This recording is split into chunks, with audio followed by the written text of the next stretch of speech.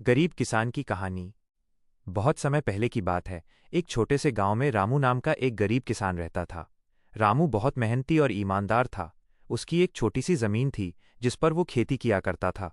उसका एक ही सपना था कि वह अच्छी फसल उगाए, ताकि अपने परिवार, जिसमें उसकी माँ, पत्नी और एक छोटा बेटा था, के लिए 2 वक्त की रोटी का इंतजाम कर सके। रामू रोज सूरज उगने से पहले उठता और अपने खेतों में चला जाता। वो सारा दिन पसीना बहाता, लेकिन बारिश और मौसम की अनिश्चितता के कारण अक्सर उसकी मेहनत व्यर्थ चली जाती।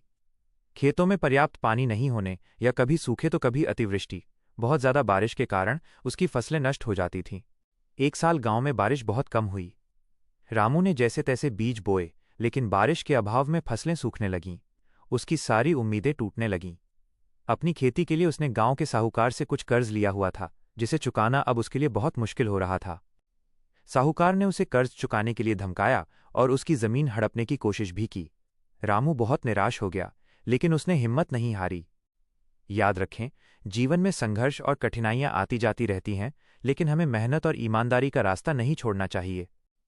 रामू और उसकी पत्नी ने फैसला किया कि वे और अधिक मेहनत करेंगे और नई तकनीकों के बारे में सीखेंगे।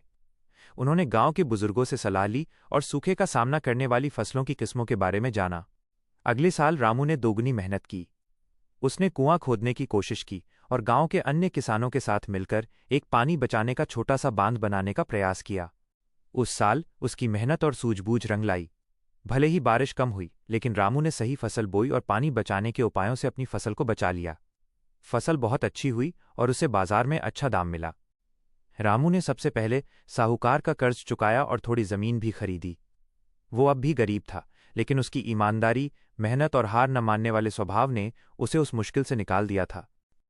कहानी से सीख। मेहनत और ईमानदारी का फल हमेशा मिलता है।